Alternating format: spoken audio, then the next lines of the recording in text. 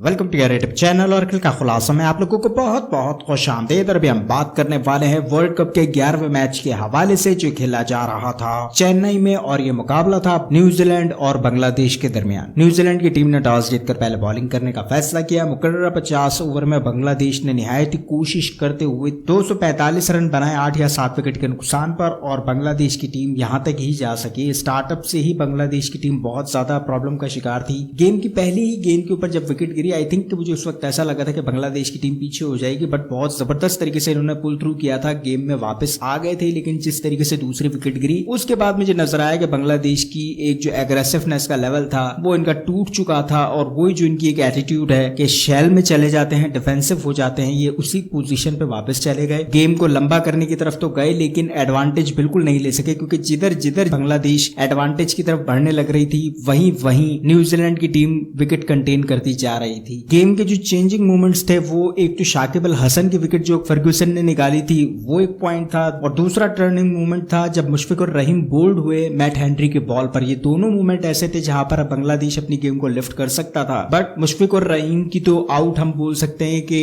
Unlucky था। But ये जो शाकिब अल हसन वाला आउट था, आई थिंक कि ये इस शॉट को नहीं खेलते तो भी आई थिंक के बच सकते थे। हुक या पुल की तरफ नहीं जाना चाहिए था, बट वो चले गए। उसके बाद बांग्लादेश की टीम बिल्कुल ही दीवार से लग गई। थैंक गॉड के जो इनके लोअर मिडिल ऑर्डर के महमूदुल्लाह हैं, उन्होंने कुछ जान मारकर इस टोटल को 245 तक जाने में हेल्प आउट कर दिया। और इसके बाद जब न्यूजीलैंड इस टोटल को चेस करने आई तो हमने देखा कि न्यूजीलैंड का स्टार्ट बिल्कुल सॉलिड था, बट वही कि विकेट अर्ली ऑन कंटेन कर ली मुस्तफिजुर रहमान ने, राचिन रविंद्रा की। आई थिंक कि वो एक पॉइंट था जहां पर थोड़ा सा बांग्लादेश की तरफ से प्रेशर रिलीज हुआ था, बट अगेन जिस तरीके से केन विलियमसन ने अपनी बैटिंग को डिलीवर किया है, 78 रन की इनिंग खेल के गए, रिटायर्ड हर्ट हो गए अनलकीली दोबारा से। अगली गेम में खेलेंगे नहीं खेलेंगे तो अब डिपेंड करेगा, बट जबरदस्त बैटिंग डिस्प्ले करके गए। उसके बाद उसी चीज को कैरी किया डेरिल मिचेल ने, 89 रन की इनिंग खेल के गए, मैच को फिनिश करके अपनी टीम के लिए बाहर आए हैं। जबरदस्त बैटिंग डिस्प्ले थी। शाकिब अल हसन ने जो विकेट कंटेन की थी वो भी इवेंट बट्स वाली बात थी कि रिवर्स खेलते खेलते हाथ फंस गया, उसकी वजह से उनको विकेट कंटेन हुए। अदर देन दैट बॉलिंग कोई बांग्लादेश ने इतनी आउटस्टैंडिंग नहीं की थी। ना बांग्लादेश सिंगल रोक पा रहा था, ना बाउंड्रीज रोक पा रहा था, इवन कि 1-2 छक्के रोकने की कोशिश की, बट जो एक पोजीशन होती है गेम में कंट्रोल करने की वो बांग्लादेश की ना बैटिंग में हमें नजर आई ना बॉलिंग में नजर आई। एक लिमिटेशन तक ही बांग्लादेश ने अपनी गेम को डिलीवर करने की कोशिश की है, बट ओवरऑल एक एवरेज क्रिकेट ही कहूंगा मैं इसको। इतने एक्सपीरियंस के बाद भी अगर टीम में ये दिलेरी नहीं आए, क्योंकि अब T20 के फॉर्मेट्स ने टीम्स के माइंड सेट को बहुत ज्यादा चेंज कर दिया है। उन्हें पता होता है कि 8 पर ओवर की रन रेट से गेम किस तरीके से कंटेन करनी है, 10 पर ओवर की रन रेट से गेम को कैसे एस्केलेट करना है। ये सारी चीजें अगर बांग्लादेश अब भी यूटिलाइज नहीं करेगा तो आई थिंक कि Bangladesh needs to learn a lot. Bowling factor से बांग्लादेश बहुत अच्छी थी, बट वही कि जब आप रन ही नहीं रोकेंगे तो आपके बॉलर्स कितनी ही खतरनाक किस्म की बॉल डिविएट कर दे, जब रन ही नहीं बचा पाएंगे तो वो विकेट भी कंटेन उस तरीके से नहीं कर सकते। तो देखते हैं बांग्लादेश अपनी अगली गेम्स में आगे किस तरीके से गेम डिस्प्ले करने वाला है, बट यहां तक जो प्रिपरेशन बांग्लादेश की नजर आ रही है वो टोटली एक एवरेज टीम नजर आ रही है, जैसा कि हमेशा से हम बांग्लादेश को देखते हुए आ ही रहे हैं।